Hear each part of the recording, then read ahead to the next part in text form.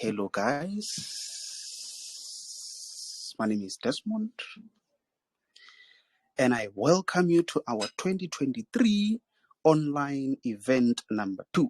So, ladies and gentlemen, as always, please do allow me to say it is very much important that I say it is very, very much important because Bosisi way. What I'm about to say, it's massively, massively, massively, massively.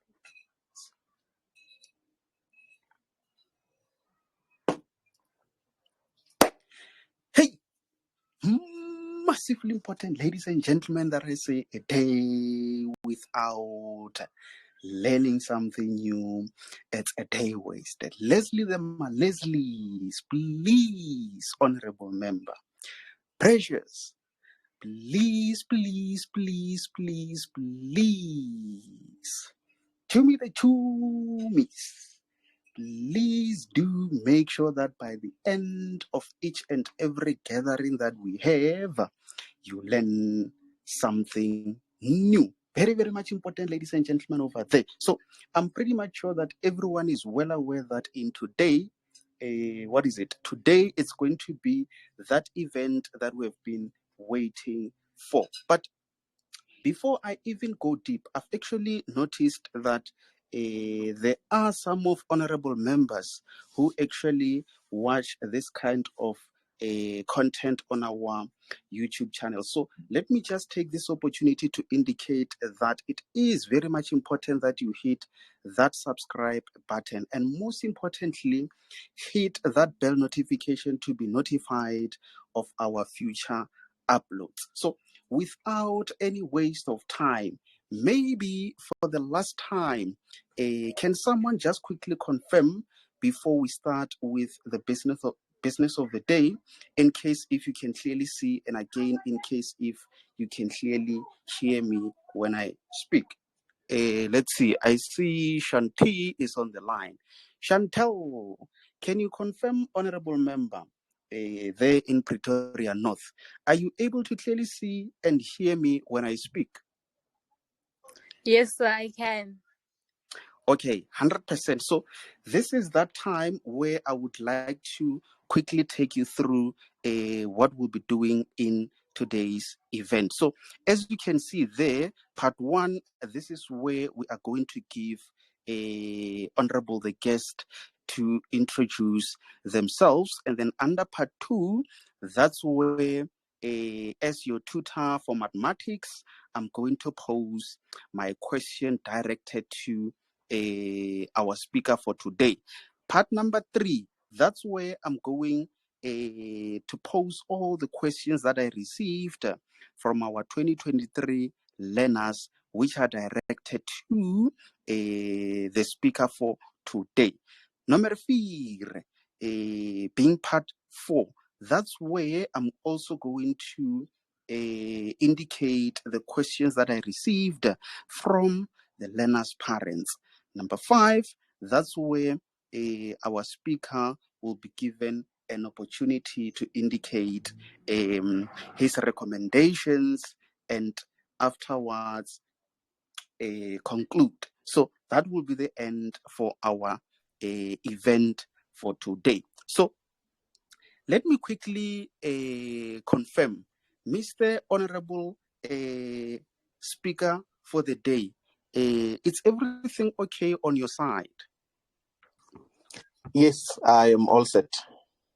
Okay, 100%. So most importantly, I think all of you guys did notice the rules. Let me just quickly confirm. So rule number 1, after joining this event, remain muted, honorable members. Take notes where necessary. And lastly, wait for an opportunity to ask the guest speaker your own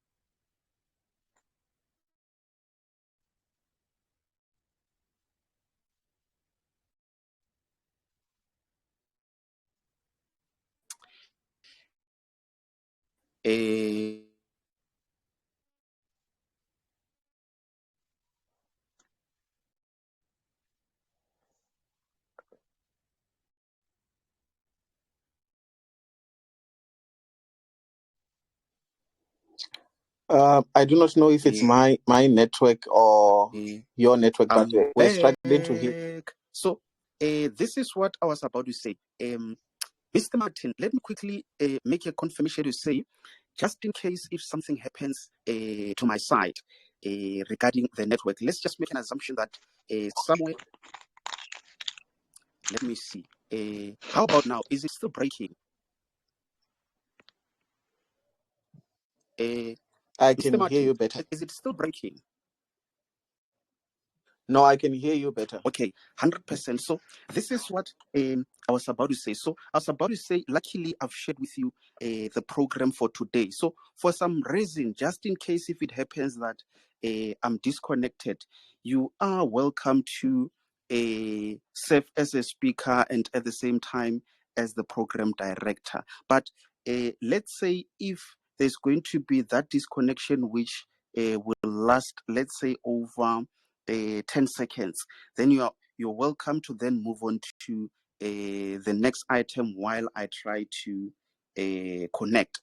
But otherwise, I think this is that time where I'm about to mute my mic and give you an opportunity to introduce yourself. But most importantly, we've got learners who attended our first event and some are new. So there are those who missed the first event, and this is why you are now given an opportunity to introduce yourself. So over to you, Mr. Martin.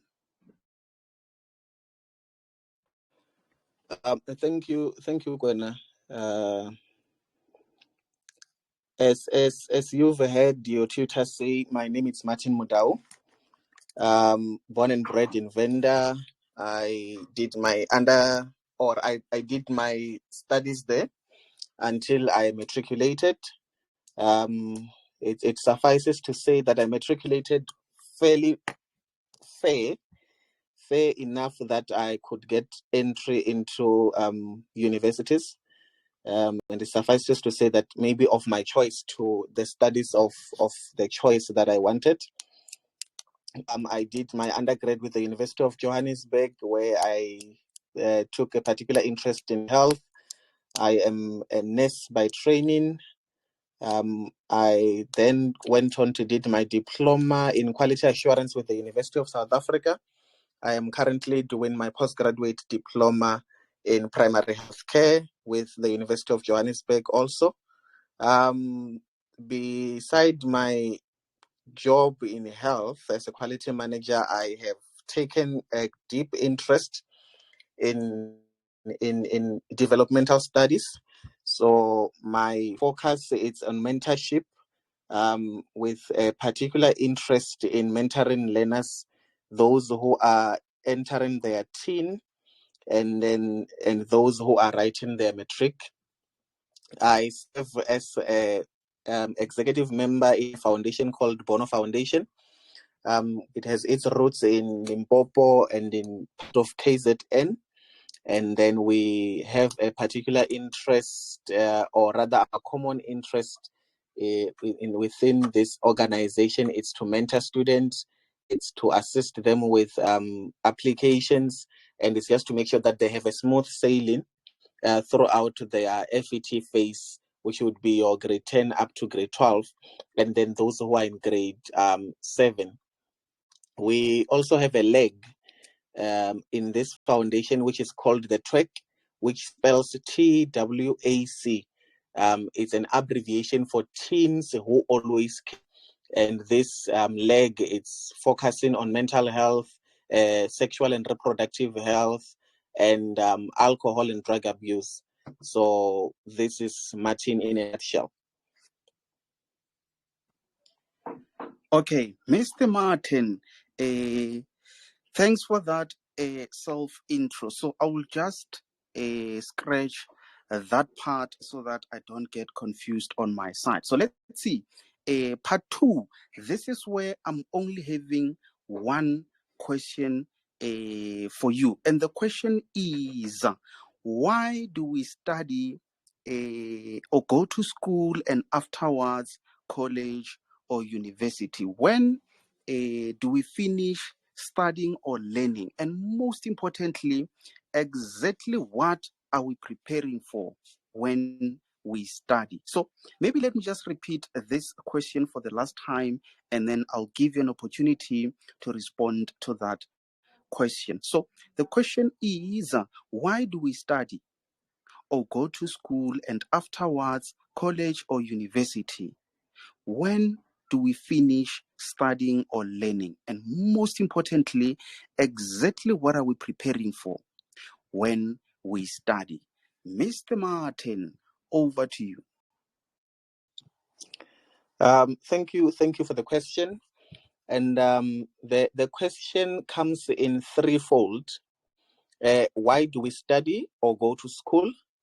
And why do we then go to college? And exactly when do we finish learning?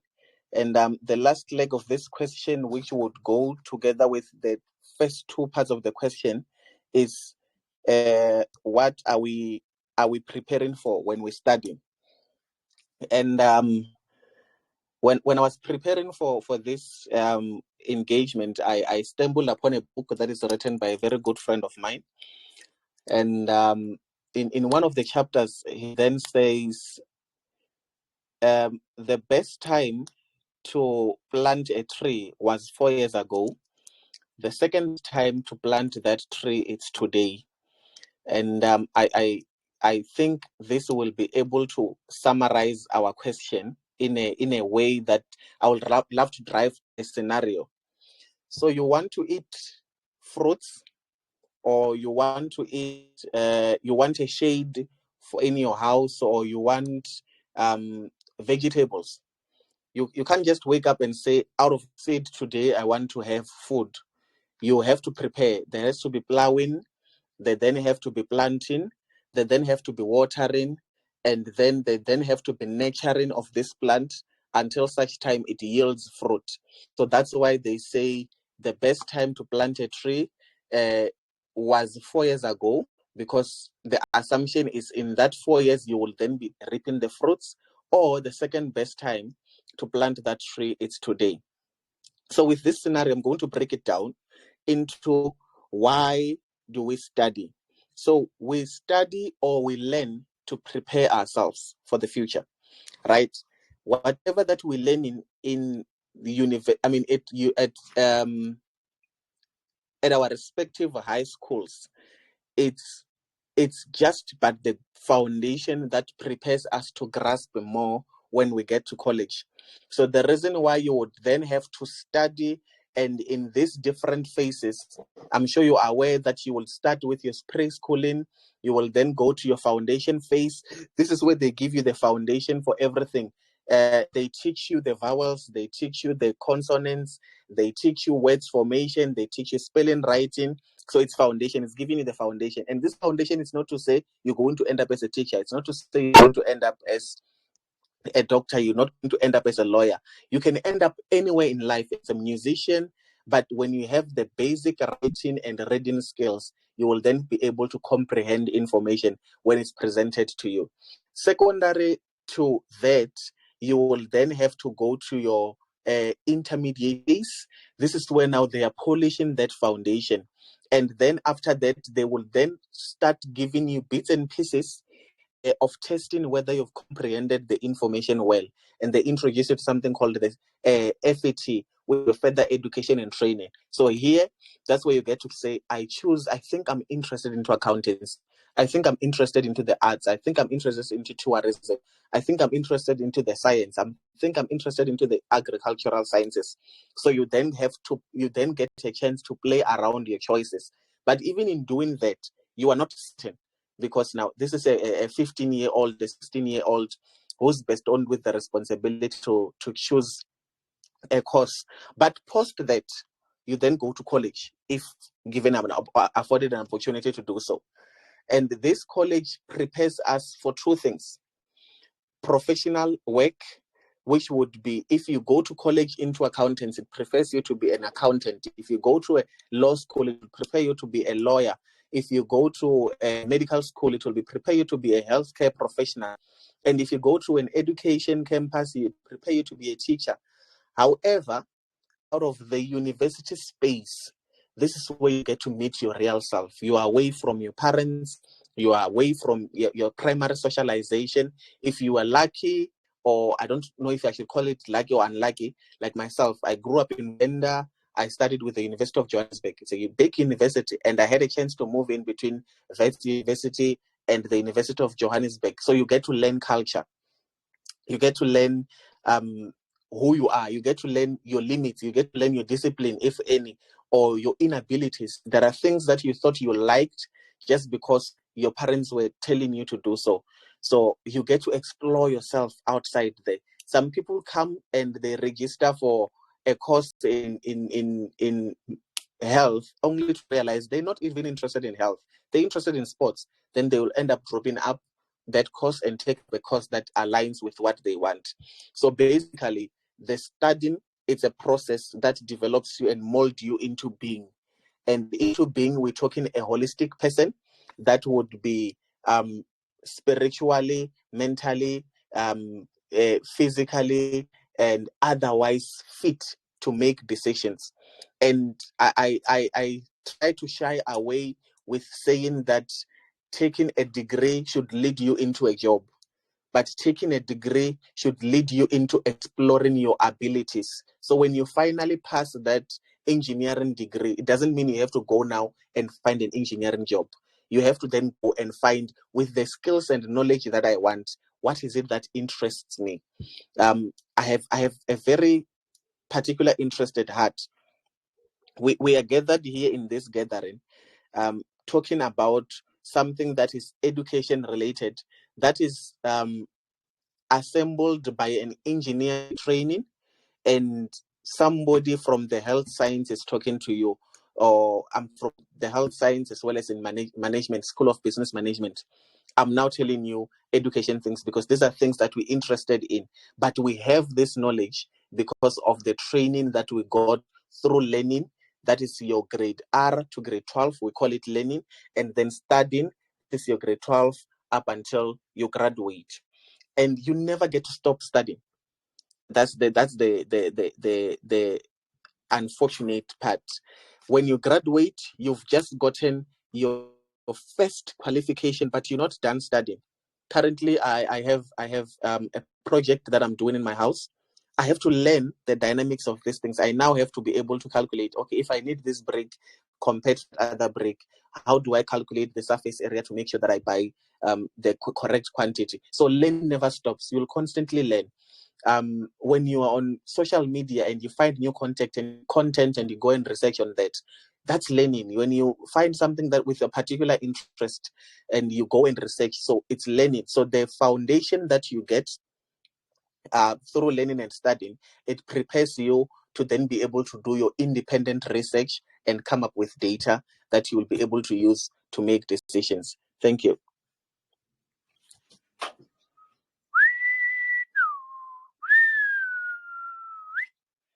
Pantubagithi, a day without learning something new, it's a day wasted. Mr. Martin, please allow me not to even say more on the point that you have just made. I don't want to ruin that, but very quickly, I would like to move on to part 3. This is where our learners sent some questions, of which I think, just to make it possible for you to strategize on how you will be answering these questions. Maybe let me just read, let's see, just a few of them very quickly.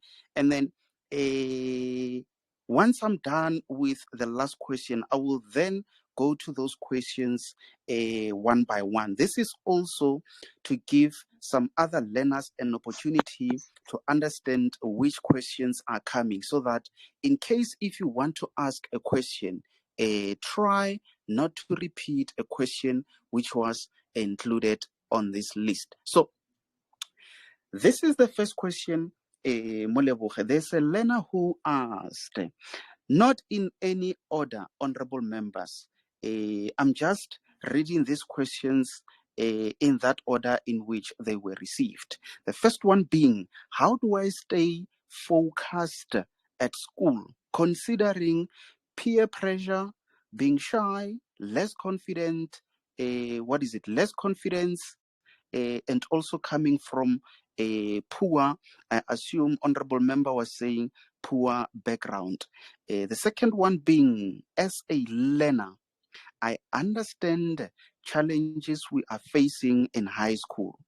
What general challenges should I expect at tertiary level and workplace perhaps? And how can I prepare at secondary level to avoid those? So, number 3, importance of my grade 10 or 11 results. If the marks are bad, will it mean I won't make it to varsity even though if I work hard in matric and get good marks? The next question, how do I get to choose universities? Am I being unrealistic to go study a course in different province whereas it's offered in my province? When or if I get qualification, let's say, for example, at VETS instead of any other institutions, does it mean I'll be rich or it makes no difference? Hey, Bantu Bagiti, does it mean I'll be rich or it makes no difference? Okay, the next one, how do we choose careers? Is it based on talent or role models, or what parents say we must do, or what they say pays a lot of money, or how do we choose careers? This is a question received from one of our learners. So the next one being the last one. So after this question, honorable members, you can then write a list of your questions. Then I'm going to quickly go back to the first question where I'll give Mr. Martin an opportunity to respond. So let's see. The last one, how does life after matric look like? As someone who's taking a gap year, failed matric, or starting at tertiary, what are these different people facing? That was the last question that I had. So that means, Bantu Bagiti, as soon as we have covered all these questions, learners will be given an opportunity to ask their questions. And then from there, we'll move on to part 4, where we have a look at questions asked by parents. Mr. Martin, the first one, I've just forwarded you these questions now. I'm just not sure if you will address each question, or after each question you will take a pause where I dive in. I think you will just indicate on that before addressing the first question. But the first question says, how do I stay focused at school, considering that there's peer pressure, maybe I'm shy or less confident, and most importantly, I might be coming from a poor background. I think just to add a no-name spice to this question, maybe a no-name salt, will it even help the honorable member who is well aware that they are shy in future? I'm just wondering, that honorable member who knows very well that they are shy, but they don't know what impact could that have in future? So that was my no-name spice added to that question. But Mr. Martin, today it's not my time. I'll just momentarily mute my mic and I will hear from you, honorable member. Over to you, Mr. Martin. Thank you, and thanks to the learners for the questions. Yeah, I must say, questions got me working. I didn't want to thumbsuck this information. So behind this body of knowledge that we're sharing, there goes the research, so that we answer things that will add value to yourself. And I want learners to write this down if you can. Break down the term focus and make it into, so you'd write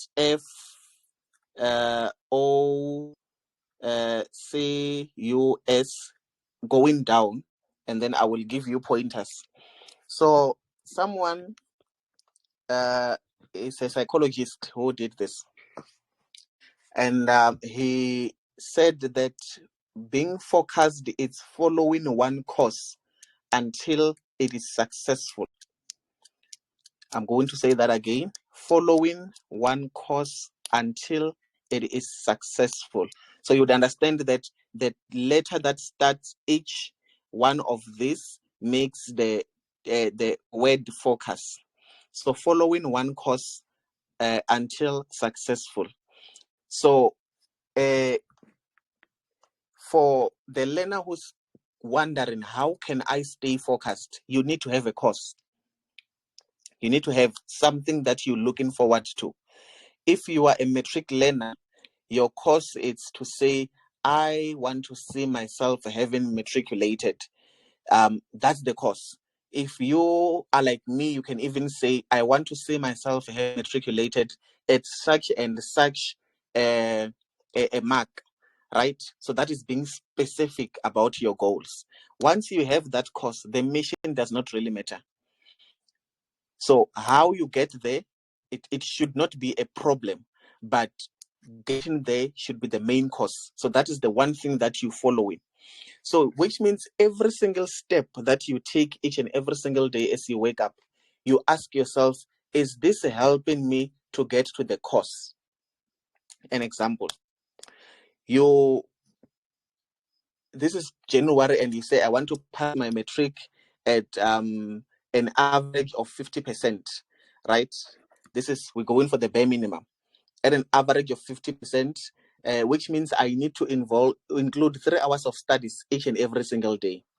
And the first day you put in 2 hours, the second day you put in 1.5 hours, the third day you put 1 hour.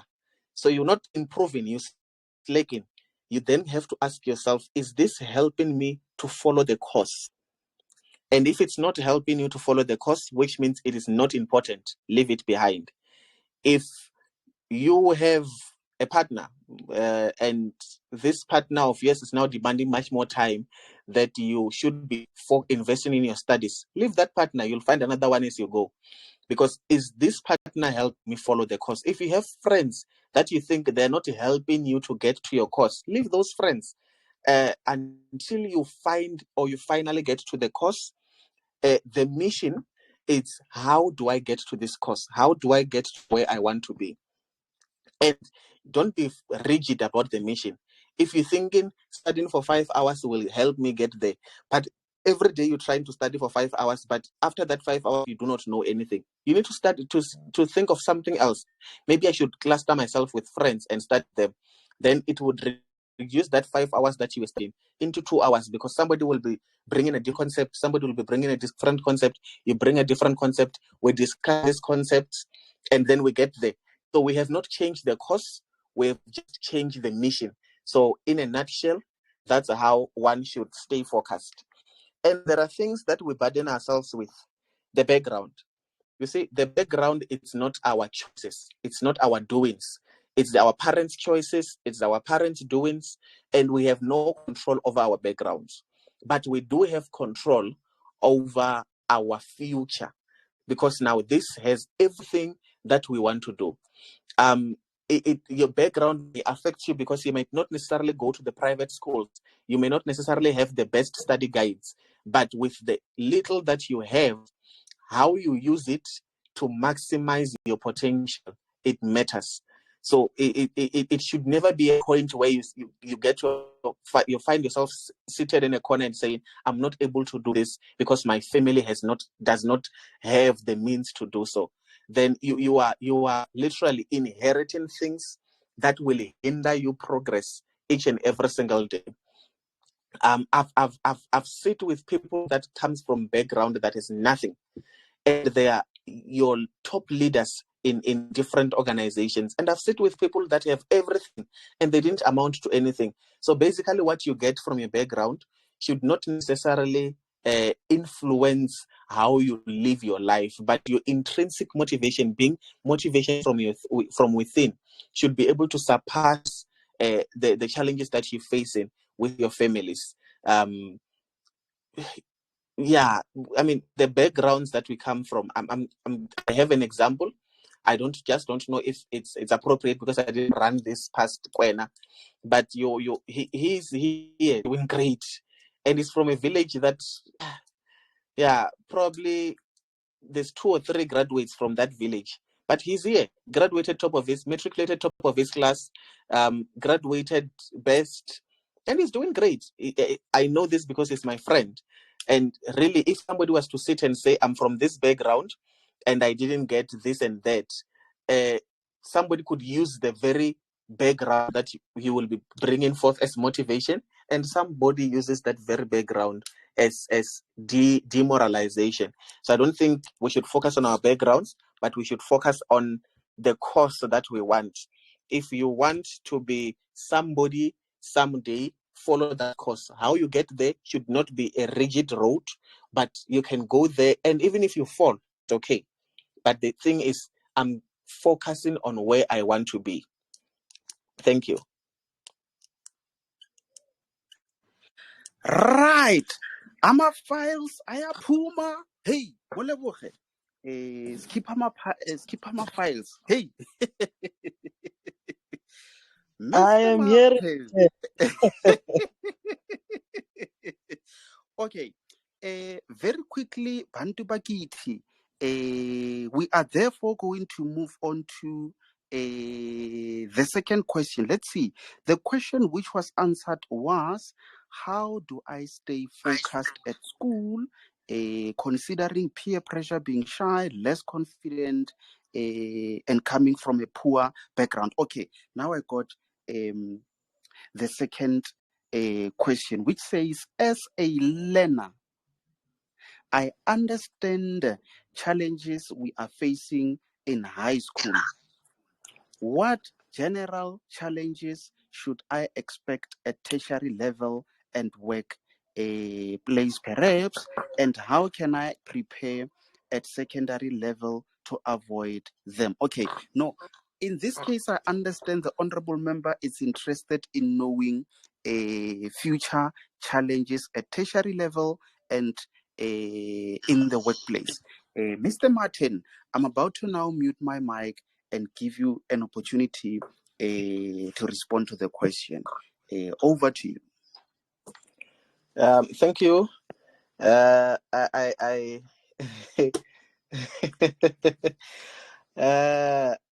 I want to laugh with this learner who's asking this question, because if you think there is peer pressure in high school, wait until you graduate. The pressure gets higher. It never gets better. You get to university and you find your Martins coming driving in university, and you're thinking, somebody just pegged a car that my father has been dreaming about for the past 30 years and he have not been able to drive it. And you matriculate, you graduate, and you start working with somebody, and within 3 months of working, they have a beautiful house in a nice estate, and you are there renting a 1-bedroomed house, probably even failing to make ends meet. So the challenges can be mentioned to be many, right? Peer pressure, the value systems, the belief systems. So the value systems is what is it that I was taught at home, which becomes my culture. If you're from my culture, you come from a culture that says when you meet an older person, you have to greet them, and in a traditional way, and you then have to show them respect. And I remember vividly when walking into the res, and I find the res manager was a man in his middle 40s towards his 50s, and I said to him, Dumelan Tate, and he says, Ola, how's it? From there, I didn't know what to say, because from where I come from, Ola, how's it? It's me talking to my peers. It's not me talking to an old person, because I see a father in him. And for him, it was because of cultural differences. It's really, so that's the first thing that you'll have to deal with. When you get to university, everything that you've thought you knew, it's confided to your village. You move to the university, it's a big institution with different cultures, with different belief system, with different things. When you're thinking from home, I was told that 7 o'clock is very late, and you get to university and somebody says the party starts at 10. So those are the first thing that you need to adjust to.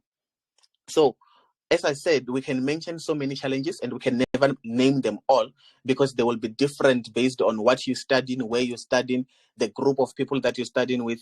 If you were fortunate, like myself, you studied with your Black students, you probably have common challenges. But when you have different dynamics, you study with your Indians, these people have money. They have money to spend. They have a lot of things that you would not have. If you study with your white people, they are very conservative. You're seated in class and you're waiting for scope because the lecturer is white and they've already sent a scope to a specific person because of their skin color. So those are the dynamics that you can face when you're in university. But there is a common role or rule that can make you overcome all these challenges, either at workplace, either at university, which is, what is it that you believe in? So you need to have a value system, a value statement. This is my personal value statement, that I, Martin Mudau, does not touch alcohol under no circumstances. It's not because my parents didn't tell me to. It's not because, but it's because I do not want it. So when I got to university, I made sure that anything that would deter me to go to where I do not want to, I don't engage in. Even now in the workplace, I usually say I live in my own lane. And this is not to say I've mastered it, but I try, because it's a constant battle that you have to fight each and every single day. But you have to have your mission state or your vision or your value statement. Your value statement is what defines me. Out of that, you then have to have such high resilience and such high discipline. And I'm emphasizing this such high because when you say in I will not conform to certain standards, there are so many things that would be attracting you to those things. Say, for instance, you say, my vision statement is I want to save 100 rand every day. And we can't shy away from this. You get to university and you left home with who didn't ask 5 rands from you. When you get to university, even if this person that you get to engage with does not ask 5 rands, there will be issues of dates. You get to be exposed to, we can go to McDonald's and have ice cream. That's money. And if you're faced with saving this 100 rand and taking this person that you've taken particular interest to, you end up caught in between, I will save next month. And that next month becomes another next month, it becomes another next month. And psychologist says if you do something consecutively for 21 days, it becomes your habit. It's your second nature. So from there, it will be, get a save, or I won't save. I will save. So ultimately, you've lost your values. Same thing. I do not want to party, and you say, let's go to a party today because I'm not writing tomorrow. The next thing will be, let's go to a party, and then I will then be able to come back and cover. From there, it will be, let's go to a party, we'll see what happens. So it becomes a second nature. So everything that you do constantly and you reinforce it, it becomes your second nature. So that's how you overcome every challenge. You need to have your value systems and you need to be disciplined about those value systems also. If you believe in respect, don't compromise your respect. If you believe in respect for persons, don't compromise. If you believe in a specific thing, whether you practice African beliefs, whether you practice Christianity, Hindu, Muslim, or whatever religion, just make sure that you stay grounded to those things that you practice, that which gives you fear.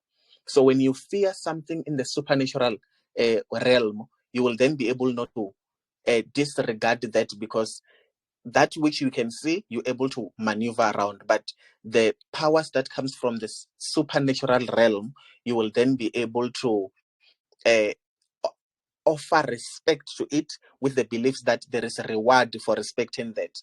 I want to give you an example of a person that says, Mina, I don't walk at night, or I won't be seen walking at night because my parents told me that it is not safe. So every time when you are walking in the streets of Joburg or in the streets of KZN or Cape Town, you will always have this at the back of my mind, that should my mom call and I'm not at rest, even if she won't reprimand me or beat me up for it, but I'm offering this kind of respect to her. So basically, that's we call it accountability line. Account to somebody or account to something. So that's how you'll be able to overcome the challenges that face in university. Thank you. Yes. Here, Mr. Martin, a very important information there. I just want to check. I'm not sure if honorable members of the opposition parties are watching Gomorrah there. Keke Sudumedi, Leslie the Leslie's, Chumi the Chumis, Shanti, I see Mbali Chikeka is there. Guys, are you sure you are not watching Gomorrah there? Are you listening, honorable members? Hey, Lichumi is there. Yes, Delich. we're listening and taking notes. Yes. Ningang disappoint bantu bakithi ngiyacela. Mr. Martin, while we are still on that part 3, let me quickly jump onto this question. Let me see. The question which was answered was as a learner. Okay, here is question number 3, and we still have a 1, 2, 3 after the third question. So this is the third question. Importance of my grade 10 or 11 results. Here comes a question. If the marks are bad, will it mean I won't make it to varsity, even though if I work hard in matric and get good marks? Mr. Martin, honorable members confirmed that they are not watching Gomorrah and we are still together. Over to you, Mr. Martin. It's good. It's good that we are not watching Gomorrah. Mr. Kwenese, I want to take question 3, 4, and 5. So importance of grade 11, 10, and 11 results, how to choose careers, and how to get to university, and answer them in whole, because there is interrelations in these 3 questions. Ne? So when you get to grade 10, you have made a choice that I am taking this stream.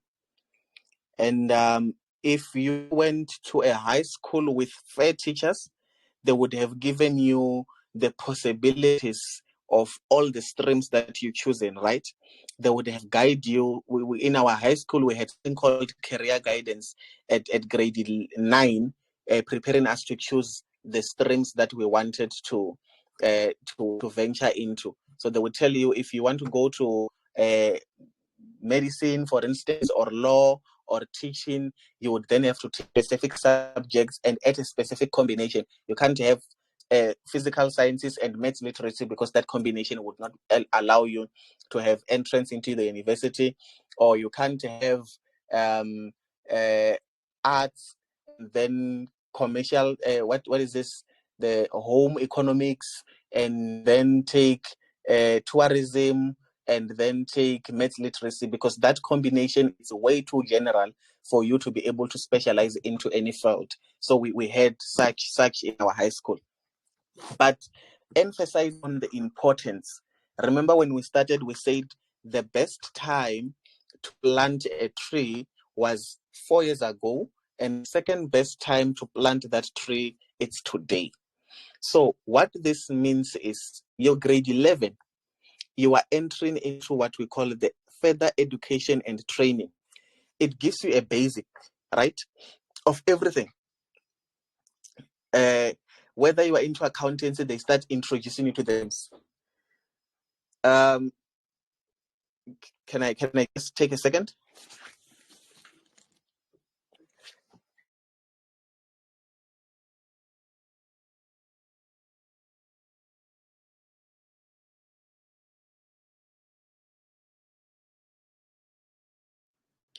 Maybe in the meantime, let me quickly confirm something. Shanti, was the honorable member not breaking from your side? Mr. Martin, I just wanted to quickly confirm if all is still in order. Retabile Sidumedi, can you clearly hear the speaker? So I call him Mr. Martin. Everything is fine from your side, ne? Yes, it's fine from my side. Okay, Mr. Martin, over to you, speaker. Thank you, and sorry for that break. I needed to attend to something, but I was now explaining the importance of basics. So when you enter into your grade 10, they introduce you to the concepts. Your grade 10, grade 11, and grade 12, they are interrelated. They are integral members of or integral parts of your FAT. So grade 10, the syllabus allows them to introduce you to concepts. Grade 11, they have to finish those concepts. And in grade 12, you then have to be able to apply. I want you to understand me. In grade 11, you need to know all the concepts of mathematics. If they are talking about exponential equation, you need to know how do we tackle exponential equations. In grade 11, you need to be able to expand from those exponential equations. And in grade 12, you need to be able to apply. So if you understand that relationship, you will then understand that there is no way you can say, I will work hard in matric without the basics, because you do need these basics. What will happen is you will get to matric, you cram the question papers, you cram all the things that you think will assist you in matriculating, and you pass, but you're still going to struggle when you get to university. However, when you are in your grade 10, you grasp the foundation. You move to your grade 11, so your grade 10 results are important in establishing your own background, right? In your grade 10, you then need to know, am I good with science? Am I good with business studies? Am I good with economics? Am I good with history? Am I good with tourism? And if not, what help do I need? So that you start consulting. But when you get to your grade 11, because this is where now you are finishing, that's why the universities need these results. So when you get to your grade 11, by June already, you need to know where you are. You need to have decided, what am I applying for? So in the last engagement, I did show the people that we were in this meeting how you would do the graph of how do you think can perform, right? So you will then say, okay, in 50s, maybe, but I can go bigger. And then in your 60s, yeah, I'm doing something, 60s to 70, and then 80s, yeah, no, now I'm excelling. So you take the prospectus when you're in grade 11, and you say, I want to be an artist. What do I need to have a diploma in music? If they say you need a 50 for English, 50 for maths, 50 for science, 50 for accounting, or 50 for languages, you then have to say, out of the 21,000 people that will be writing matric, and there is only 200 spaces at the University of Venda, for instance, how do I become special so that I can be selected for the course that I want? So if what you're looking for, it's the minimum mark is at 50, say 50 plus 10. So 50 plus 10, you've pushed yourself above the others who are thinking 50 is just what I need. So when consideration comes, they will look into all those things. So this is where you build this foundation in your grade 11. So you cannot choose careers without understanding the background of the modules or the subject that you've selected. You can't say, I want to be a medical doctor, but you are in accountancy. And you can't say, I want to be a commercial lawyer, but you have chosen agricultural sciences. And you can't say, no, I want to do tourism, but you are not doing anything related to tourism. Or you say, I love what do we call this? This cooking courses. I'll tell you the name just now. It has just ran.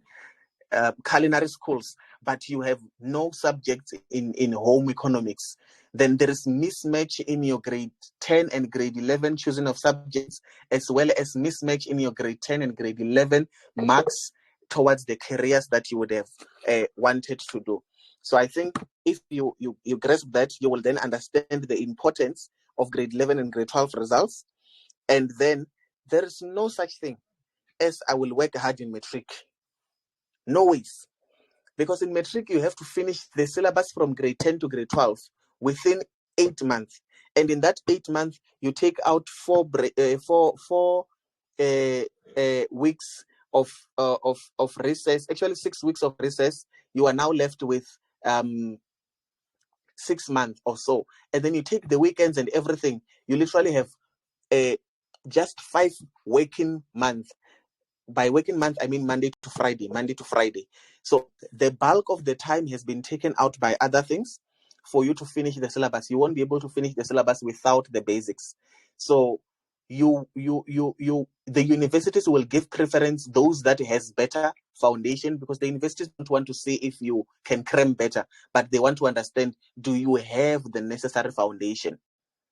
That's what they want, the necessary foundation. So just grab the foundation and know that if you are already in matric, you still have a chance to can redeem your results, and you can still do well and get your distinctions. But your grade 11 results will have disadvantaged you if you didn't do better. But you can improve from those.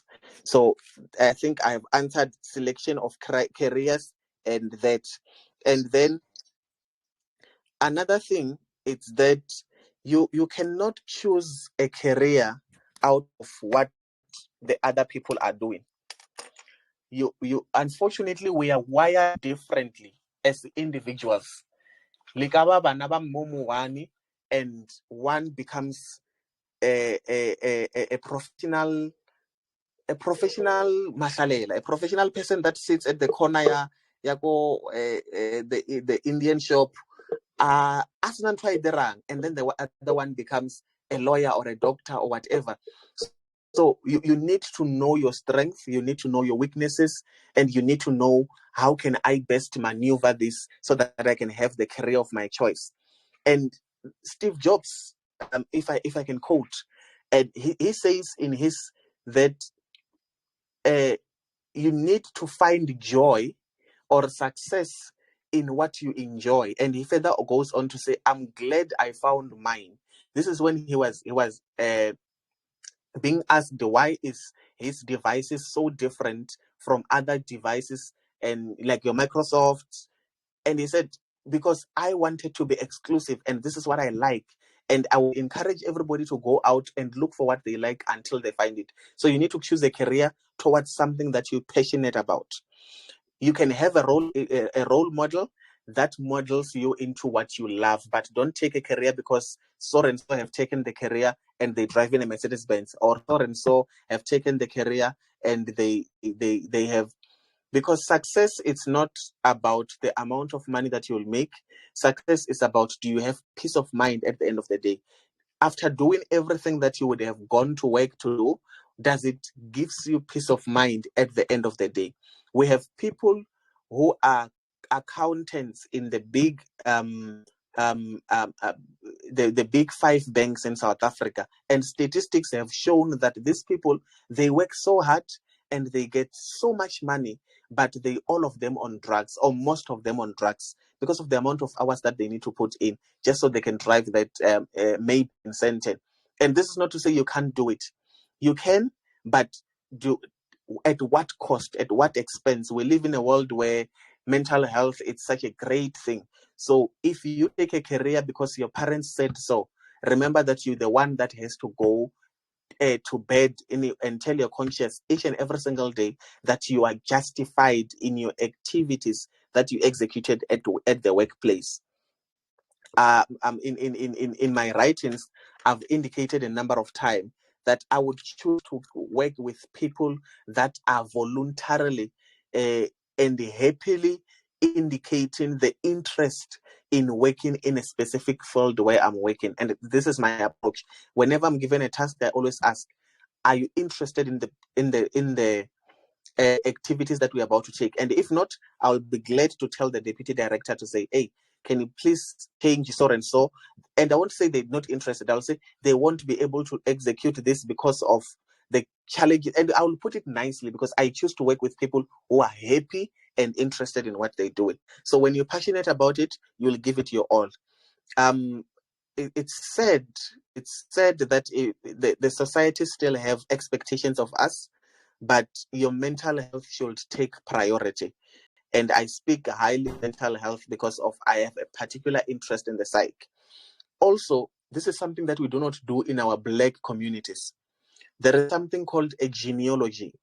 Write this down. Genealogy, from the term genes. So this is the study of genes. People who tend to sell products better are people who in their genes, there is somebody, magogo na rekisa magwinya, malume ata rekisa the backfish, where now you just decided to do that at a bigger sphere.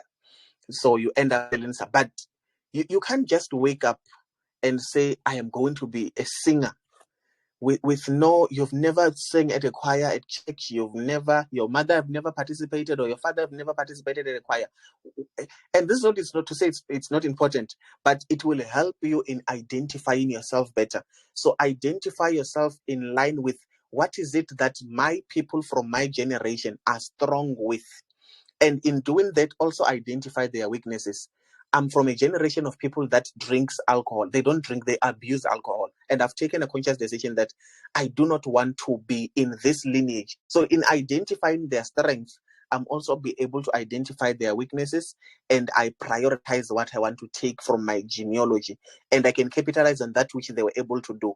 And I think it's working very well for me. So when you choose careers, choose what you're interested in. Don't choose what makes money.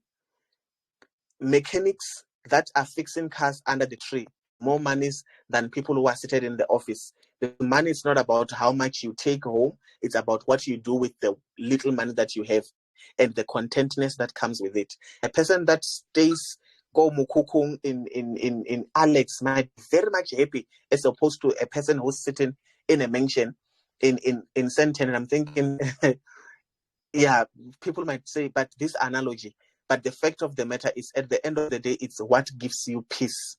Do what you like, that gives you peace. I think I would have summed up those 3 questions. Yes. Lerato, uyamuzwa Mr. Martin ukuthi uthini? Angazi ukuthi uyamuzwa na. Kodwa mina ngimuzwa kahle kamhlophe. Zozozo. Umamele lapho Eastern Cape. Chantal, aphelele is on the line. I'm listening. Yes, Mwana sir, Mamele, I'm listening. Utheledi, Yes. Minenhle. I see Sean Piri is there. I'm not sure if honorable members are taking some, but Mr. Martin, very quickly, let me just add my 2 minutes information there.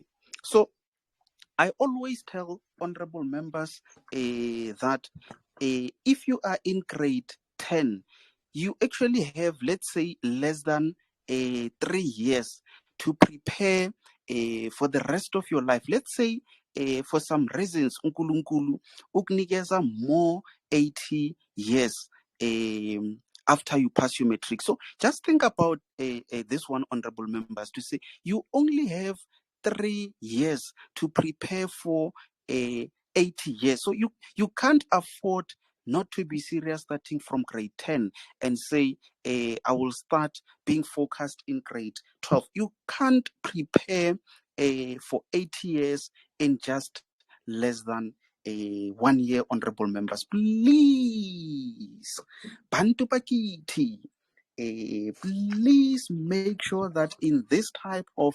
engagements, you do take some notes and make sure that you learn some more. So I think very quickly we can jump onto that last question, and then from there I'm going to allow some learners to also ask their questions, and then from there that's when we're going to move on to part number 3. So let's see. The last question under part 3, Mr. Martin, is how does life after matric look like as someone who's taking a gap year, failed matric, or starting a tertiary? What are these 3 people facing? And then from there, once this question is answered, honorable members, just make sure that you've got your question ready. And also, in case if you don't know how to structure your question, I'm pretty much sure that some of you guys are attending with your parents. Just quickly ask them to write the question down, and you can just read it, as long as it's going to be a short, straightforward question which is not included in this list. So, Mr. Martin, over to you, honorable member. Thank you, Desmond. I just want to answer some part of the question that I did not answer, but during my preparations I had also included it. So there is a learner that had asked, it's okay. It says, where is it? How do I get to choose universities? Am I being unrealistic to go and study at a different province for a qualification that is offered in my province? And when or if I get a qualification at VETS instead of other institutions, does it mean I'll be rich, or it will make no difference? Okay, there is advantages and disadvantages to this, right? If you choose, let me give you an example. You want to study chemistry, and the University of Venda offers a course in chemistry, a BSc in chemistry and biochemistry, right? But they do not have chemistry factories anywhere next to that university. I would advise that student who's studying in the University of Venda from my village, where we are just 7 kilometers away from the university, to say, run for your life. Don't study in an institution that does not give you exposure. Because when the companies consider you, or when you want to develop something of your own, you're going to need that exposure. So if you're in a province where a course is offered, but there is no exposure into the industry, then run for your life. It's not worth the time. It's not worth the stress. And you can't be in a university or studying at a university just because the course is offered in your university.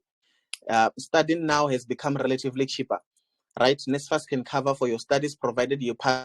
So you can afford to go and study anywhere without even paying for a 5 rands of that. When I was in university, we had a bursary, and we had the opportunity to go and eat with the president, the then president, Honorable, what's his name?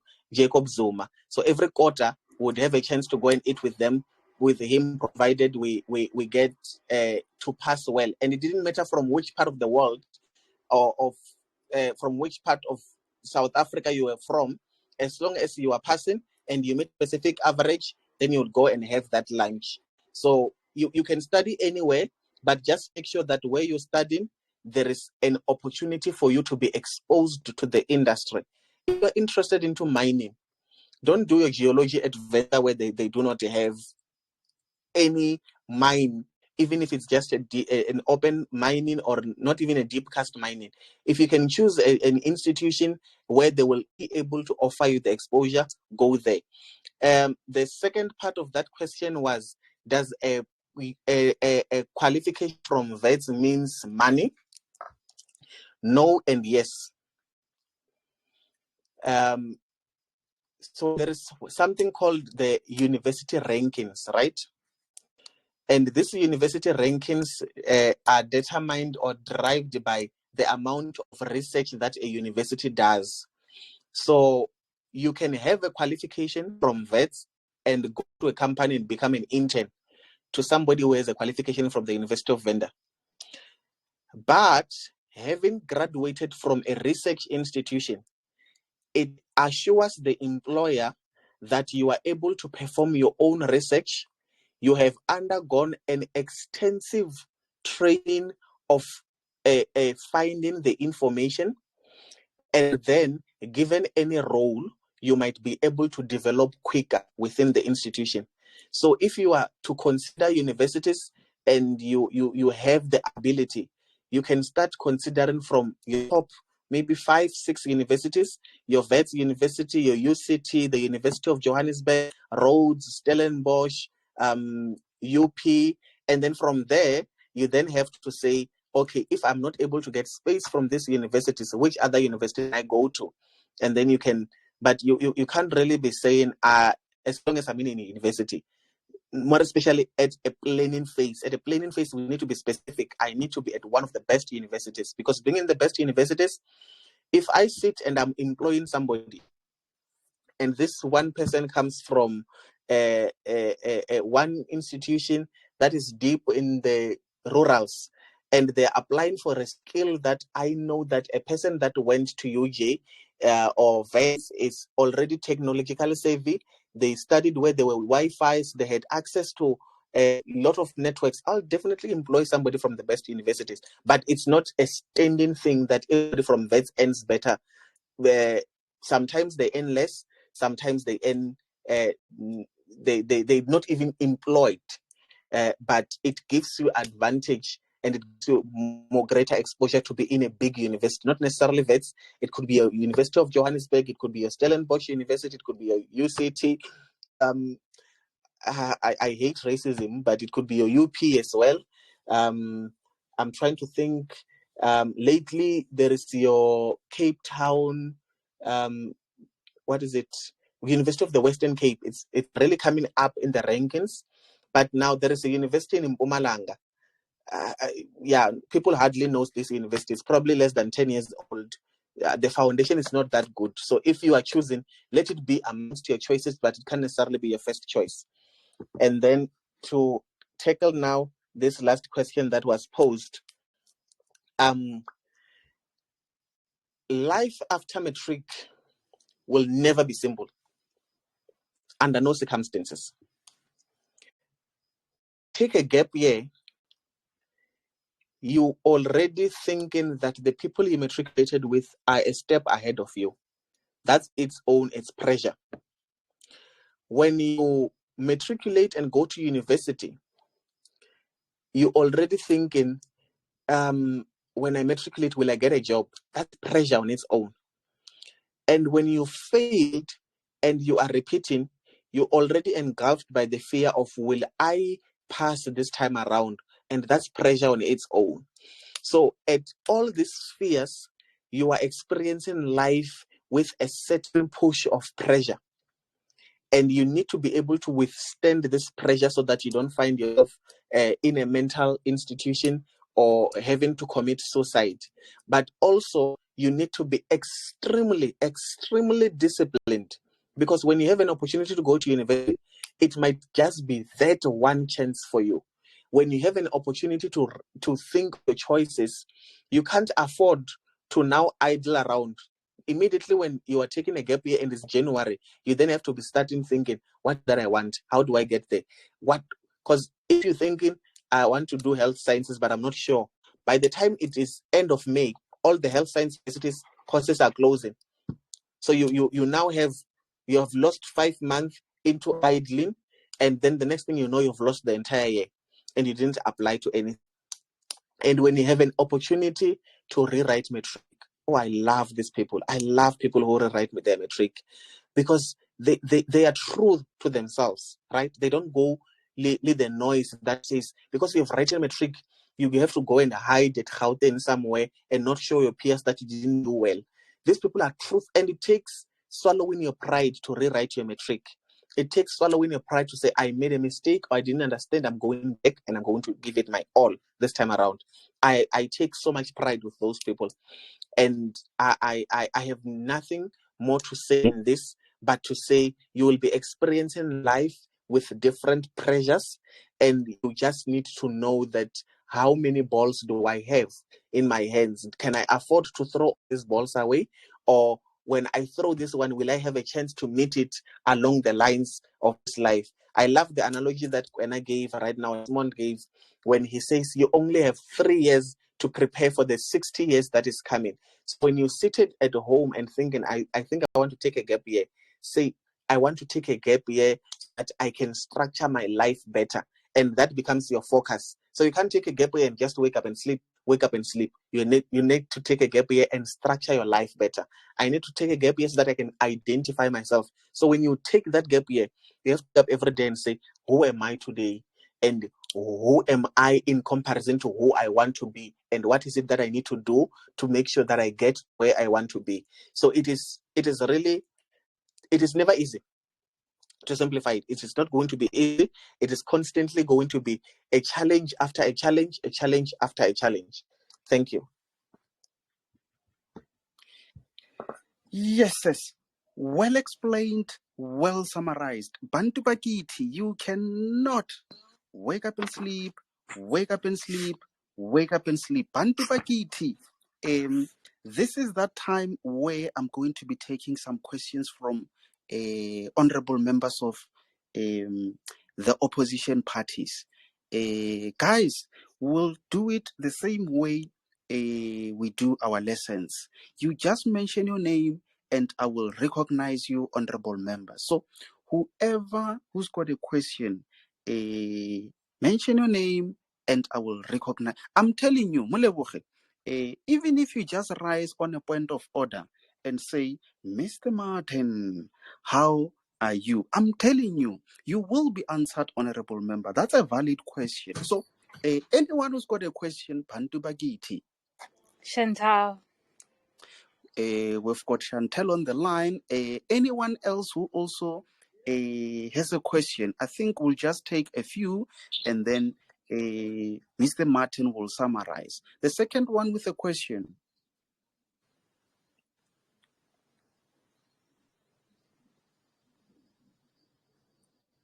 Okay.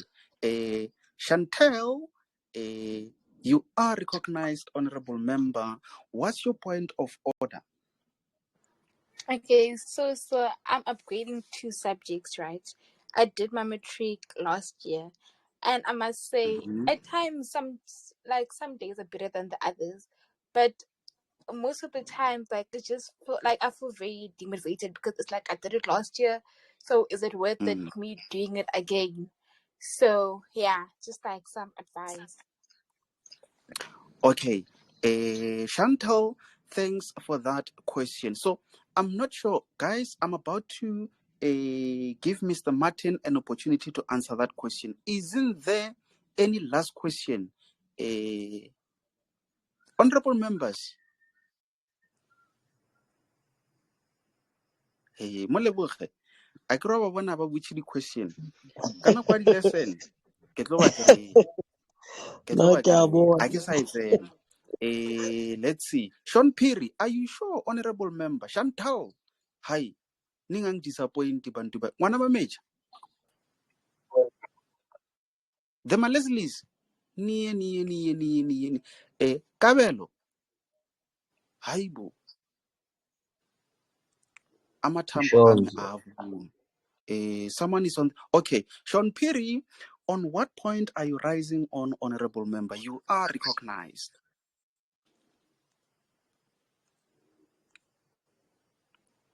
Yeah, I would like to ask Mr. Martin for someone who's doing IT, which is the varsity to go to in South Africa. The ones that I looked at are mostly overseas, and I was told that for you to go overseas, you gotta like have some sort of a bursary from the varsity that you are in to boost you so you can go to overseas.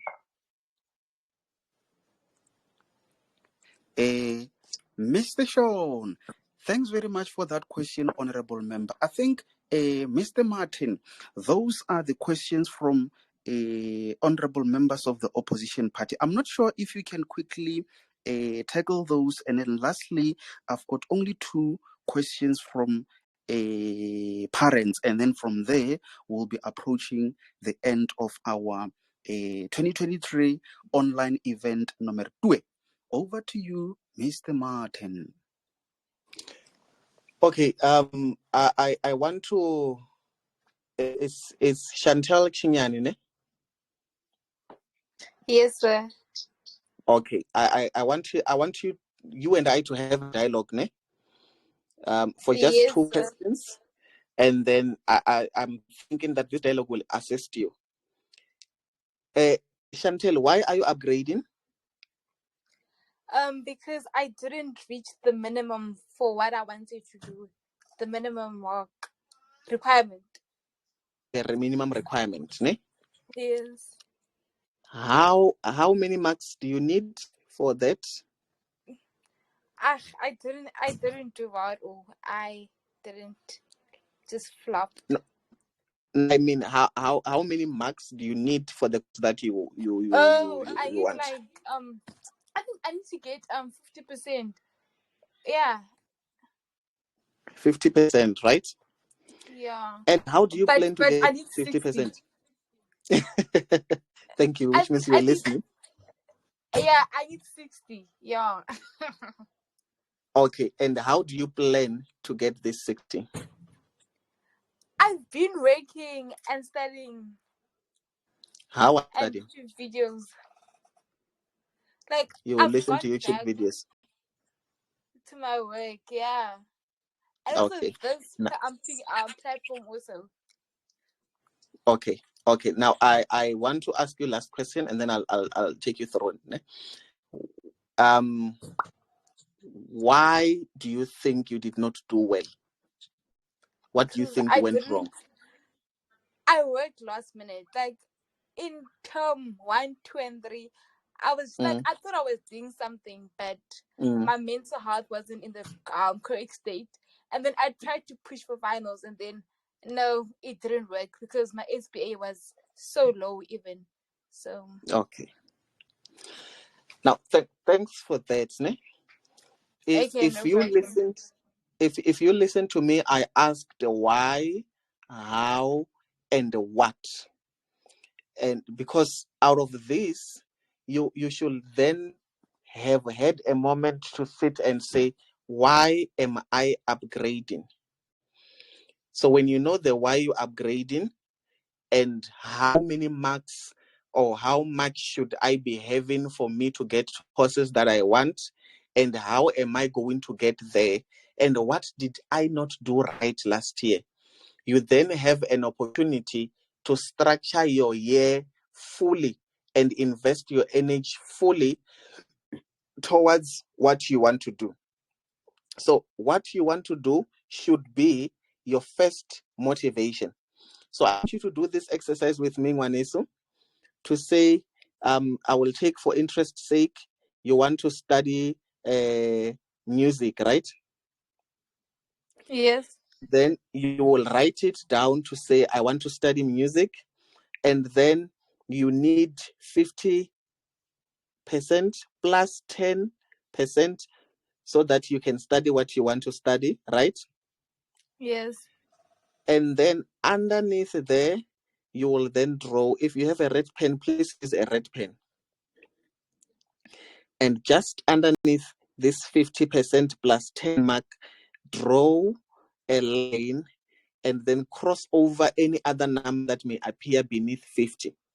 Which means each and every single day when you wake up, you then affirm that I, Chantel Chingani, by the end of 2023, I will be at the University of Venda or Free State or TEF studying my diploma in music, and I am going to work hard towards that. And working hard, it's not to say you're going to work to study from 7 a.m. until 7 p.m. That's not working hard. It's not even working at all. Working hard is to say, I'm going to try the strategy. And if it doesn't work, I'm going to try this strategy. And if it doesn't work, I'm going to try that strategy. But one thing that you need not to lose, it's your motivation. You need to constantly be motivated. If you can't find it from within, create a network of people that will motivate you. I don't think your tutor would have a problem with you saying, today I just came back home, I do not think I am in the right state, can you please assist me? And also, this doesn't necessarily work for other people, but in the days that you don't feel your best, I love the motto that you guys have here, that a day without learning something new is a day wasted. So the day that you do not find you don't think you are in your best, I don't know which subject you're doing, but if you're doing subject that allows you to make notes of those subjects, record them into your phone in chapters, and then on the days that you don't think, today I don't want to actively learn, listen to those notes. You are passively learning. That information stays in your subconscious. When you have time, go back, revisit those notes, and then you would be constantly reaffirming where you're going. Because remember, we are focused on getting a 60 plus so that we can get to the university, and that should be our motivation. Thank you so much, sir. Okay. Sean Piri, it's saying, which one is the best university to study IT? So, Sean, I'm going to ask you also, how well is your maths and science?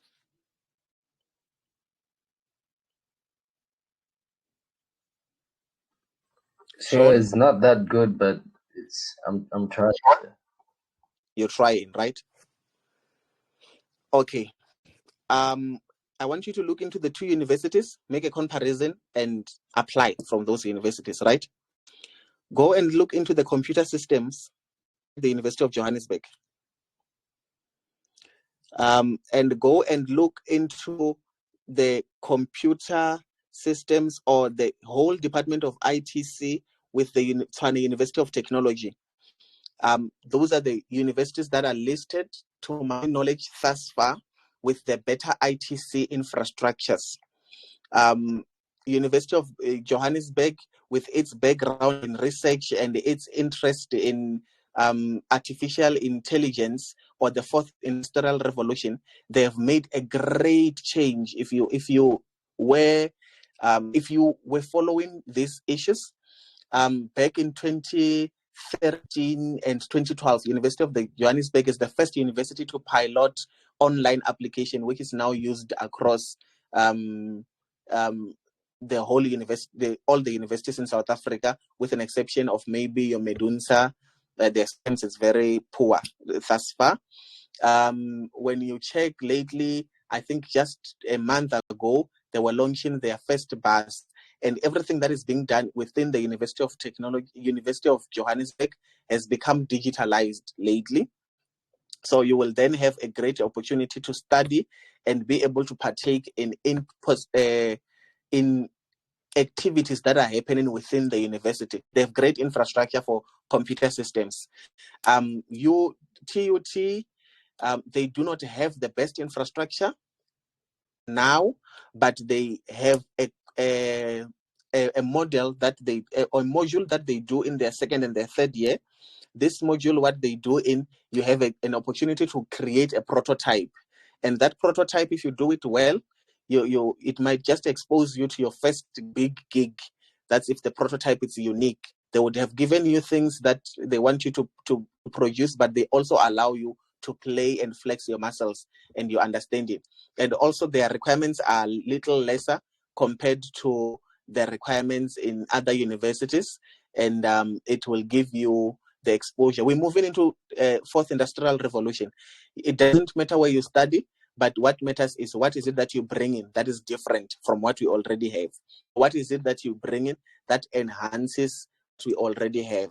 So your computer systems or ICT department with the University of Tshwane University of Technology, I would advise that you start looking into those, not limiting you into the other universities that you could apply to.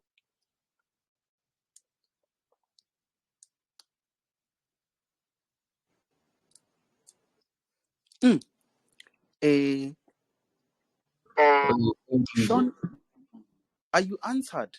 Chantel, are you satisfied, honorable members?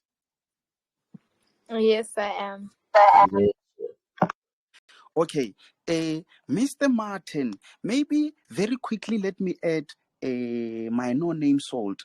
Um, what I'm about to say is directed to Chantel. Chantel, I just want to say whoever who's in grade 12, and I always say this to say uh, you might be having a challenge in grade 12, but I can tell you now, your problems are not in grade 12. They started in grade 10.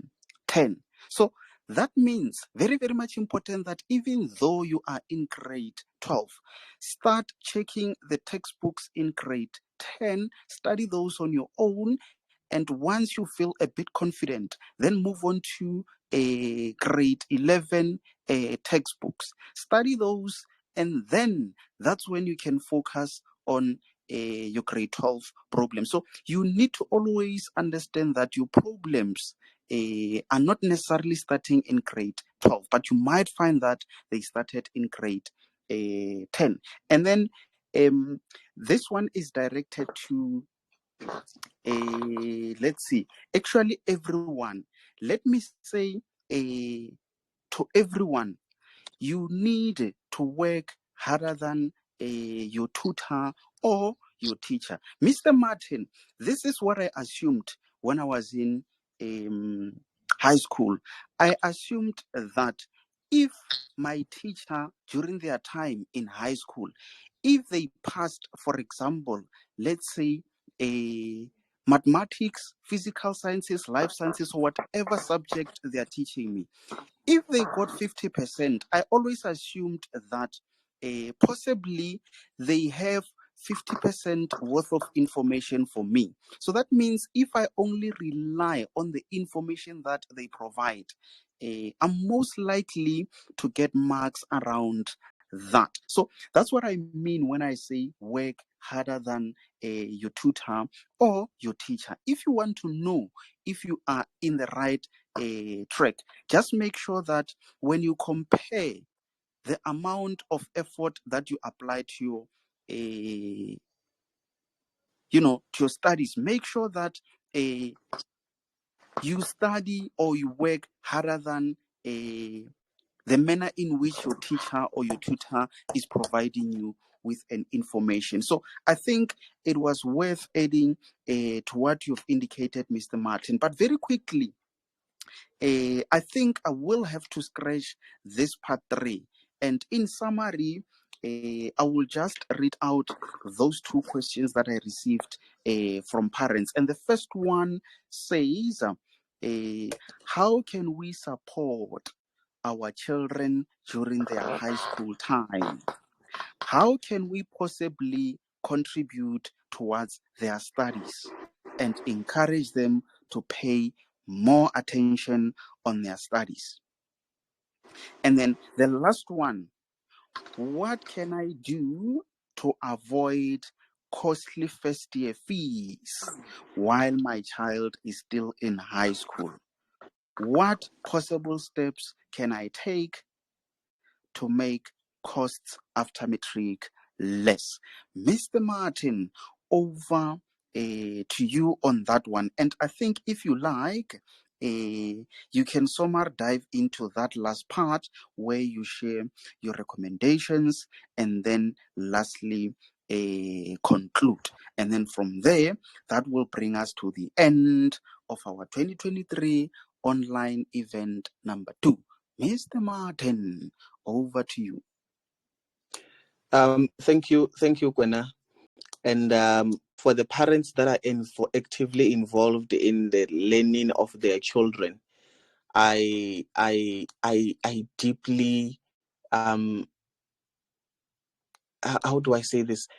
I have such sincere respect for you, because it's not a simple task to be dealing with a teenager one, and to be showing them the direction too, and also be able to show them support, because at our teenage age, we always think that we've figured life out, and we think that the inputs of our parents are not really important. So you're constantly competing with the friends, you're competing with social media, you're competing with television, you're competing with the boyfriend or the girlfriend if they are in the picture. So it's a lot of work. So it's really commendable to know that there are parents that are actively involved. And to sum up the questions that were posed, I always say that our genealogy, right? Genealogy in the genetic makeup, what makes my child a father and me. And from us, how well were we doing in our school? If we were to take our report, metric report or grade 11 report, would we be proud to show them to our kids?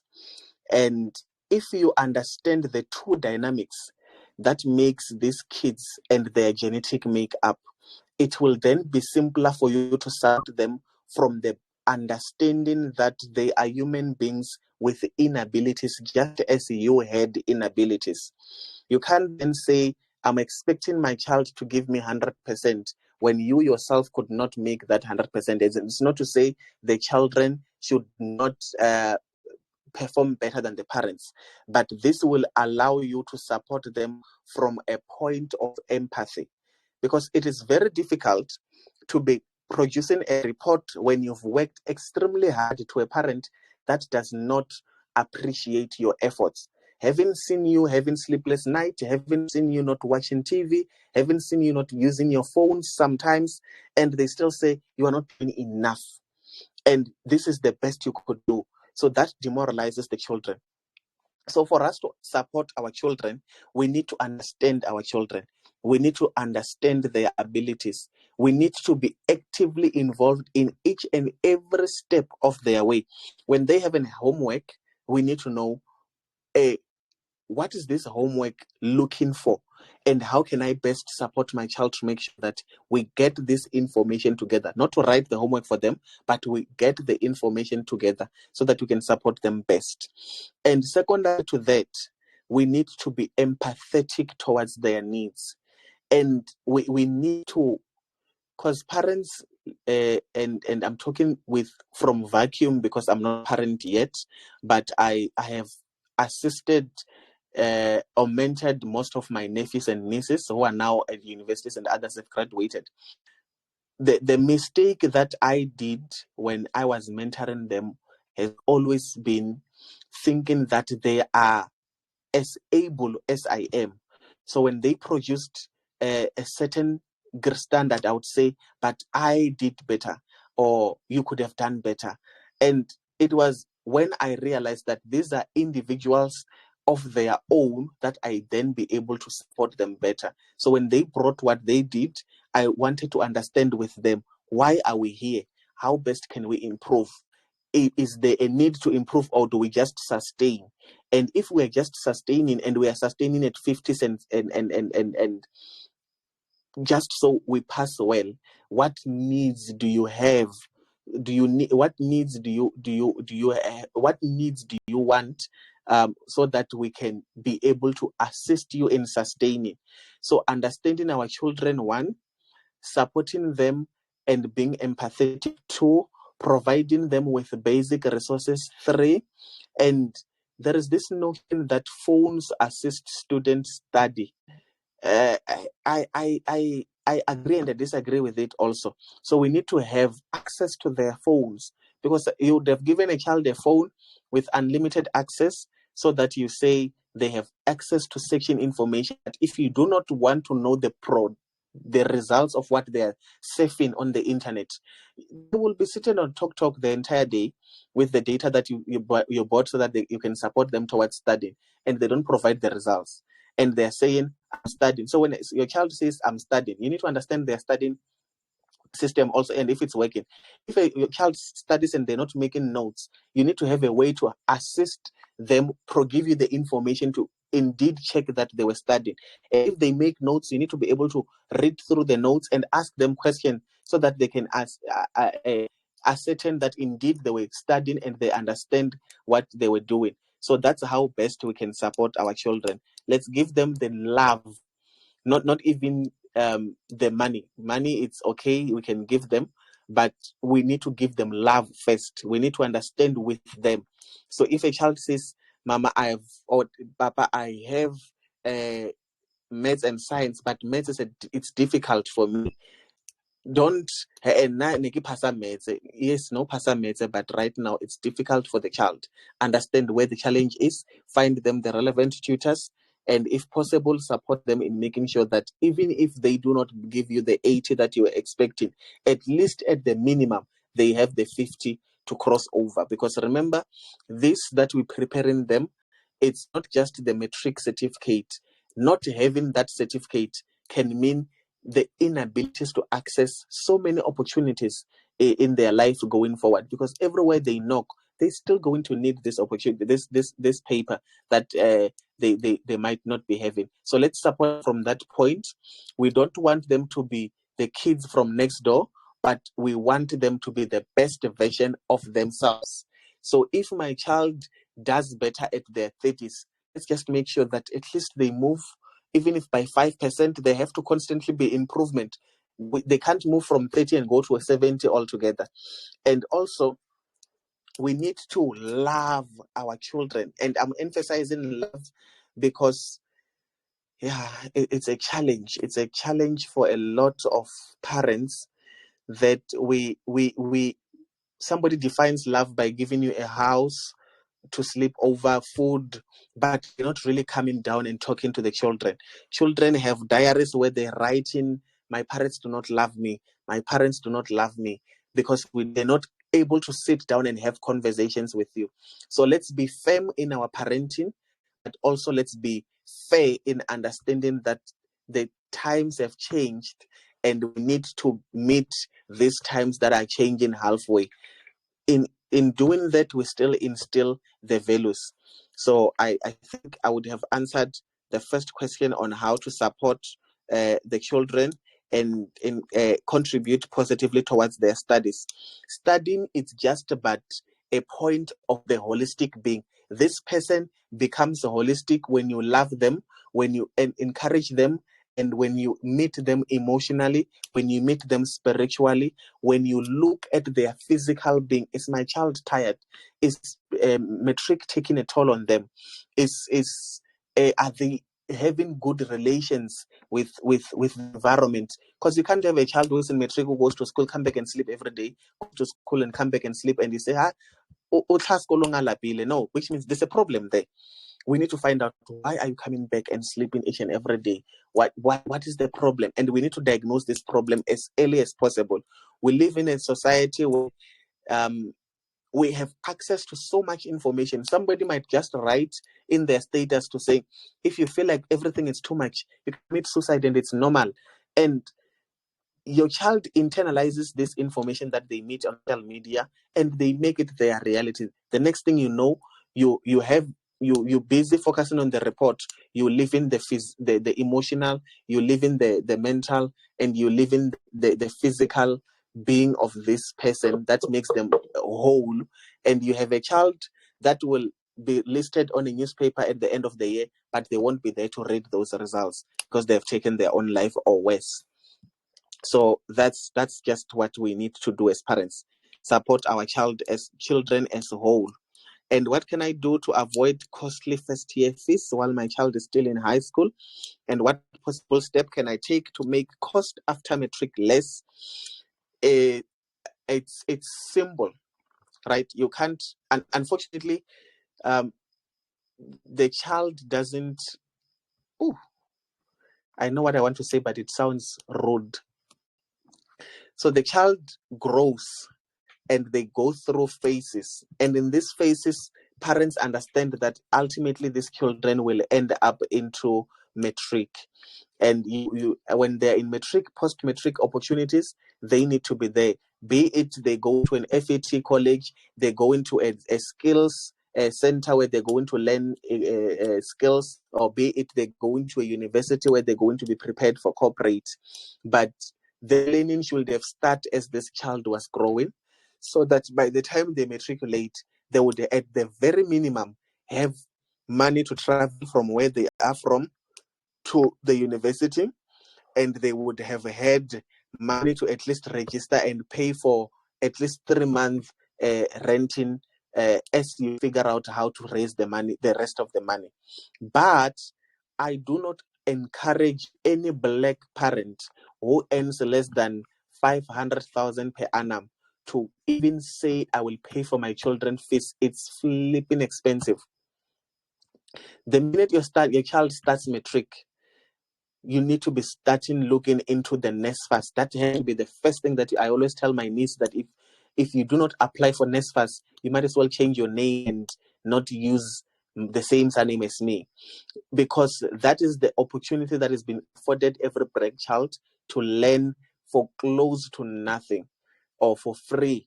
So if you fall within brackets, make sure that your child applies for NSFAS. It will take them through school, and they won't have any hassle. It will even pay them to study. They will be paid to have money. Contrary to that, they have to apply for merit bursaries.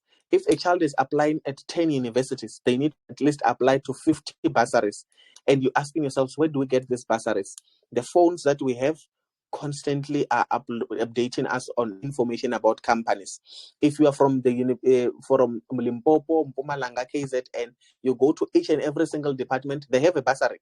If you are interested into the health, you go to the health department, they'll give you a bursary to study. If you are interested into the economics, you go to their offices that deals with accountancy and economy, they will give you a bursary, the form to apply at least.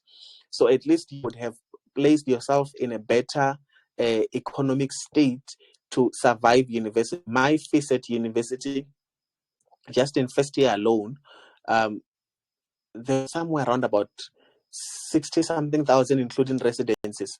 And I know that my parents could afford my first year and second year, but my third year and fourth year, they would have to go and take a loan. So you do yourself a favor by applying for a bursary. There are so many opportunities for people who want to study, but the one opportunity that will be given to a learner undisputed, it will be on NSFAS. As the student takes off to the universities, if possible, if you have the means, go with them for that first day. Understand where your child will be staying, the type of environment that they will be staying in, and is it conducive for studying also? Is it an environment that you think, even if they deter from the values that you would have taught them, will they still be able to find the principles within the confinement of what you would have taught them? Because other environments, you take a child, you put them deep in the areas where there are shebeens, the areas where the parties are happening, or you take a very spiritual person and you put them right inside the church. They spend all the time in the church, not going to university. So those are the things that you also need to understand the dynamics to say, does the environment where my child is going support what the aim is, which is to have them graduate at the end of 3-4 years, or at the end of the 6 months if they're doing a skills skills course. So those are the things that we need to be focusing on. I do not, and I'm repeating, I do not encourage any black parent to take a loan to have their child study if they can apply for NSFAS. Because what will happen is, by the time that child graduates, you'll be so exhausted, and you will expect them to start paying you for the monies and the loans that they would have taken. And sometimes these children now starts working, and they have to start paying the loans, and they have to fix at home, and they have to take the nieces and the nephews to school. 5 years or 6 years down the line, they have not done enough for themselves. They slip into depression.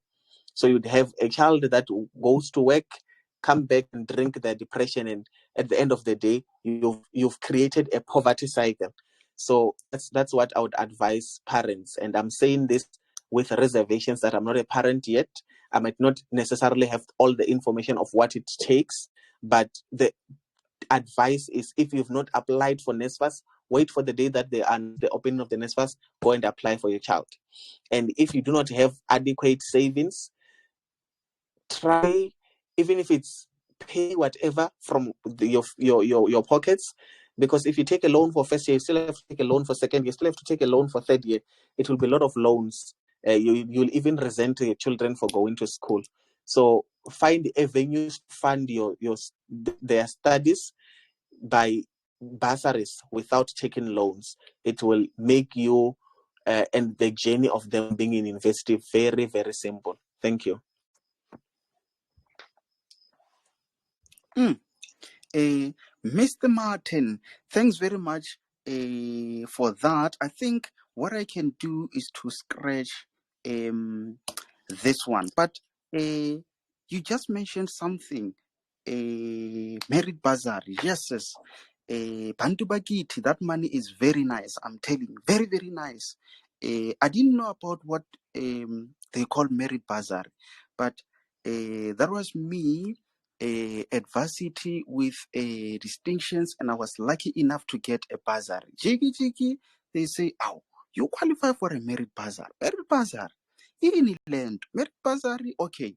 Because you got a bursary, it's going to pay for your fees, accommodation, and whatever. So that means there will be money which was supposed to be paid to your first year study. So because now you got a bursary, this money is yours. Moleboge. Yes, yes. Drumstick, left, right, corner. Chips, student. Hey, I'm telling you, when I went home, hey, the door was too small. This big was, yes, yes. You get it. If you don't get it, Just to brag, forget about it. that we used to have full chicken and chips every single day at the university. Bantu bakithi, right, ama-files ayaphuma, drumstick iyaphuma, full chicken iyaphuma. Mr. Martin, maybe very quickly, let's move on to part number 5. And then from there, I'm pretty much sure that Mzozozo is going to allow me to sign out. But most importantly, Bantu Bagiti, Chantal Kwazi the Makwazis, I see some points on the line.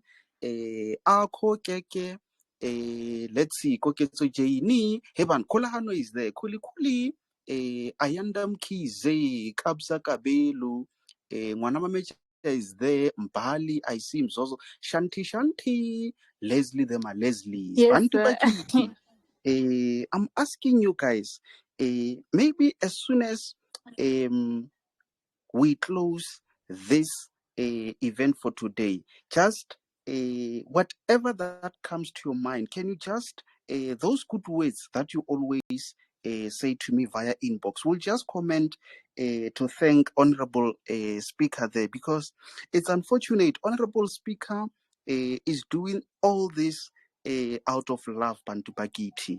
It's unfortunate we can't afford his time, but he has given us over an hour that we allocated for this event. And also, I think, let me also take this opportunity to thank my co-host to stay until end of the lesson. So, Mr. Martin, on the line, we have Miss Muzingwa. She's the tutor for geography. She also indicated that she will also form part of this event, just in case if I lose connection. She was also going to take over this event. But Mr. Martin, part number 5, your recommendations and conclusion. Then from there, I'm going to ask Mzozozo in Eastern Cape to allow me to sign out. And then from there, this event is going to be posted tomorrow. Then I will share the link for everyone to watch it sometime whenever they are available. Mr. Martin, over to you, sir. Okay. I want to sum up everything that we have spoken about and sum them up to a point that we started with, which is to say focus, right? That we are following one course until we are successful. And the one course right now is to get our matric certificate. And so that is the whole or the sole purpose that we are meeting here. So that at the end of the year, we all of us say, I have my matric certificate at a higher certificate or at diploma or at a bachelor. And I am able to apply to the course and the interest of, or to the course of my interest, whether you want to go to a university, whether you want to go to college, whether you just want to have a certificate, or you want to go into business. And all this is achievable through some level of discipline. And discipline is not to say you just wake up and say, I'm deciding to do this now. Discipline comes to giving away a lot of things that we like, to invest time in that which we need. And I'm going to say this again. We are giving away what we like to afford the time to get what we need. So matric certificate, we all of us agree that it's a must have, because out of this matric certificate, you will be able to log into doors that you would rather not be able to log into without this certificate. So we then have to then invest time. We then have to invest our emotions. We then have to invest our intellectual capacities into making sure that we get there. But the driving factor is that we are being focused and we are being disciplined. I would recommend that each and every single day, learn something new beyond your scope of what you have to know. You've read through and studied through different question papers, and that's great. But you're going to need much more for that. I keep a journal with me, and when I learn a new word, I write it down. And when I have time, I sit and say, okay, what does this word mean? How does it feature into everything? And I like I said, I studied within the health sciences, but when I became interested into the business, I then started to invest so much time into learning about this business. And when I find something that is interesting, I also invest so much time in learning about that which interests me, so that at the end of the day, I'm able to answer not even everything, because you can't know everything, but you become what we call an all-rounder person, a person with general understanding of basic common concepts that may affect your life in one way or the other. So I wish you all the best. I really hope that we going to nurture our mental health, and we're going to be better and responsible citizens, and we're going to make sure that this time that we're spending here online, doing question papers, asking questions, and also studying towards our matric, it's not futile, but it yields the positive results that I want. If it was up to me, I would already give you a matric certificate, but unfortunately, you have to work for them. So, with that being said, all the best and have a beautiful and a prosperous 2023. If you still want to make notes, just say 2023, the year of success and unseasoned fruitfulness, which means throughout the seasons, you will be fruitful. Yes. Mr. Martin, Norebuwa Ngamanda, Kozianga, on behalf of members of parliament, Ralebuha, Siabonga, Norebuwa, hey, Bantu Bakiti, I ran out of words there, but as I've indicated, guys, oh, miyakenza, mikhenzile nkofu, what else? Yes. But guys, I think you will then help me on that with comments as soon as I end this event. Mzozozo, we are done. Siqedile. sicedile, angazi ukuthi uyangivumela ukuthi ngisayine out. Angazi Mzozozo, kodwa sicedile. Sir, when we are done, you can sign out. Thank you, sir. Ladies and gentlemen, thanks very much for joining. My name is Desmond. You guys have a very good night, and I'm out.